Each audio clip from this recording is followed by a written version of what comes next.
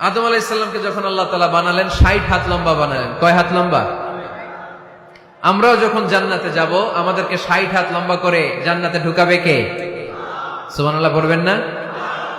আদম আলাইহিস সালামকে তৈরির পরই আল্লাহ বলে নাই আদম জিকির করো, আদম সিজদা দাও, আদম নামাজ পড়ো। আল্লাহ প্রথম যে অর্ডারটা করেছেন সেটা হচ্ছে সাল্লিম, আদম সালাম দাও। কি দাও? আরো জোরে। এর কারণ আগে যে সালাম দেয় তার অন্তর থেকে অহংকার মুক্ত করে দেয় কে? আল্লাহ।